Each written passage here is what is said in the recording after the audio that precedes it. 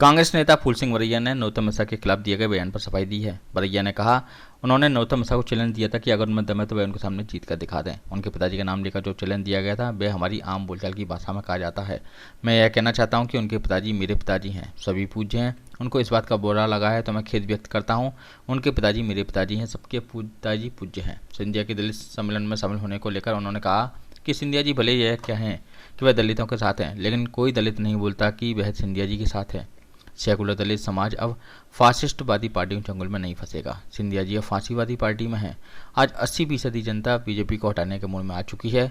मैं जनता के बीच में जा रहा हूँ। जो माहौल नजर आ रहा है उसके मुताबिक मैं दावे से कह सकता हूँ कि अगर भारतीय जनता पार्टी 50 एमएलए भी जीत गई तो फूल सिंह बरैया राजभवन के सामने खड़ा होकर अपना मुंह काला कर लेगा। तरह से दलितों पे जो लगातार अत्याचार के मामले सामने बने हुए हैं, कभी पेशाब उन पर डाला जा रहा है, अभी मल खिलाया गया उसी इस तरह की घटना में क्या कहेंगे, हो क्या रहा है? बीजेपी दरअसल बीजेपी जो पार्टी है, बीजेपी बीजेपी एक ऐसी पार्टी है जो व्यवस्था को कायम कर रखना चाहती है और जातिवाद में विश्वास करती है, ऊंच नीच में विश्वास करती है और अपने कार्यकर्ताओं को वो ऐसे ही पाठ पढ़ा रहे। तो उनके कार्यकर्ता जहाँ भी जाएंगे, पहले हम कहावत सुनते थे कि फलाना आदमी सर से पेशाब कर रहा है, अब तो बीजेपी के नेता वास्तव में पेशाब करने लगे। एक आदिवासी पर पेशाब कर रहे हैं, जहाँ भी कोई भी मिले वो सभी के ऊपर ऐसा ही अत्याचार कर रहे हैं। लेकिन पैर भी धो रहे हैं फिर मुख्यमंत्री जी। ये मुख्यमंत्री जी का नाटक है। अब बिल्ली अगर चूहे को बुला करके कहे हम तेरे पैर धो करके पिएंगे तो चूहे की गलती नहीं हो जाएगी, अगर चूहा चला गया तो उसका भोजन बन जाएगा। तो इसलिए शिवराज सिंह का ये नाटक है और अब जनता का पूरा मूड बदल गया है। 80% से ज़्यादा मैं दावे से कह सकता हूँ कि भारतीय जनता पार्टी को हटाने के मूड में मध्य प्रदेश की जनता आ गई। आपने जो बयान दिया था दतिया जिले में, उसके बाद काफ़ी उसकी निंदा हो रही है, आपकी पार्टी के लोग इससे किनारा कर रहे हैं, तो आखिर इतना बयान देने की आवश्यकता थी, क्यों थी, क्या आक्रोश है? दतिया में कांग्रेस पार्टी को गृह मंत्री नरोत्तम मिश्रा जी ने पूरी तरह से ख़त्म कर दिया है। दतिया में कांग्रेस पार्टी नहीं है और कोई भी व्यक्ति सामने उनके खड़ा होकर के निकल जाए तो समझो शाम को जेल में पहुंच जाएगा। और जेल में क्या क्या यातनाएं करते हैं, उल्टा तक लटका देते हैं और इतना गंदा पानी पिलाते हैं जेल में। वो सभी की ये कहते हैं हम इसकी औकात दिखा देंगे। तो अत्याचार इतना बढ़ गया है कि मैं कहता हूं कि कोई भी व्यक्ति, मैं पुलिस के बारे में कहे, थानेदार को मर्डर हो जाए थानेदार एफआईआर नहीं लिखता। एसपी को मालूम है, कलेक्टर को मालूम है और हमें दादा के बिना कुछ नहीं करना, ये कहते हैं।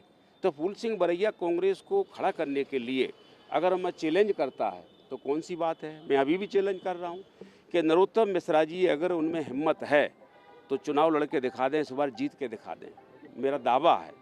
तो मैंने ये दावा किया है, उसमें अगर मैंने नरोत्तम देंगे, दबा देंगे, ये कर देंगे, वो कर देंगे, नहीं, देखिए मैंने नरोत्तम मिश्रा जी को कहा है, उनके पिताजी का नाम लेकर कहा है। हम लोगों के यहाँ पर ऐसी बात जनरल बोली जाती है कि उनके पिताजी में दम है तो आ जाए, फलाना हो जाए। हाँ ठीक है, किसी को बुरा लगा पिताजी के नाम पर, उनके पिताजी, मेरे पिताजी, आपके पिताजी पूज्य हैं, इसमें कोई दोहरा नहीं है। लेकिन नरोत्तम मिश्रा जी के ऊपर बयान देने पर ब्राह्मण अगर एक होते हैं तो मैं ब्राह्मण को ऐसा मानता हूँ कि धरती पर भारत भूमि में ब्राह्मण एक बुद्धि का काम करने वाला था।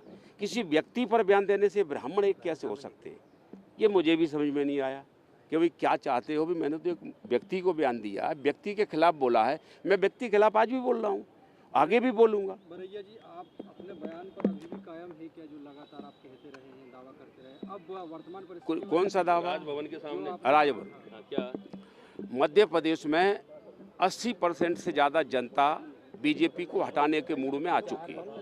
मैं घूम रहा हूँ, मैं सबका मन देख रहा हूँ और मैं दावे से कह सकता हूँ कि अगर भारतीय जनता पार्टी 50 एमएलए भी जीत गई तो फूल सिंह बरैया राजभवन के सामने अपने हाथों से अपना मुंह काला कर लेगा। अच्छा, दूसरी एक आखिरी सवाल है कि जैसे आपने कहा उनके पिताजी आपके पिताजी जैसे हैं, तो क्या इस पे आप खेद व्यक्त करते हैं कि अगर नहीं, अगर उनको बुरा लगा पिताजी के नाम पर तो मैं खेद व्यक्त भी करता हूँ और मैं कहता हूं कि उनके पिताजी, मेरे पिताजी, आपके सबके पिताजी पूज्य हैं। बरैया जी, दलित समाज से ज्योतिरादित्य सिंधिया ने अपने 3 पीढ़ियों के रिश्ते गिनाए हैं, कहा है कि दलित समाज के लिए उनके परिवार ने बिल्कुल कंधा से कंधा मिलाकर काम किया है, साथ ही सरकार भी काम कर रही है और वो आजीवन दलितों के लिए काम करते रहेंगे। कांग्रेस ने सिर्फ छलावा किया है। ये घबराए हुए लोगों के बयान हैं। ये दलितों के काहे के संपर्क हैं? क्या दलितों का इनसे कौन सा दलित है जो कहता है कि सिंधिया जी हमारे साथ हैं?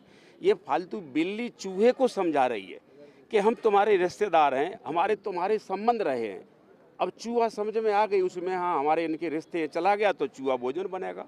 ये कोई बयान नहीं है, इसका कोई मतलब नहीं है। सेकुलर समाज फासिस्ट लोगों के चंगल में फंसने वाला नहीं है। ये सिंधिया जी उस पार्टी में जो फासिस्ट पार्टी है, और सेकुलर लोग फासिस्ट में जा ही नहीं सकते। मैं दावे से कह सकता हूँ, कितने भी अभी उन्होंने पैर धो करके कहा है कि तुम खुश हो कि नहीं हो। बिल्ली चूहे के पैर धो करके कहो तुम खुश हो, तो चूहा खुश तो हो जाएगा, लेकिन थोड़ी देर में भोजन भी तो बन जाएगा नहीं। तो ये कोई मतलब नहीं है। फासिस्ट लोग इन वर्गों के खिलाफ ही उनकी पार्टी बनी है। भारतीय जनता पार्टी जो पार्टी बनी है इन वर्गों के खिलाफ बनी है, वो पार्टी कभी इनके पक्ष में नहीं आ सकती। ठीक है भाई, धन्यवाद।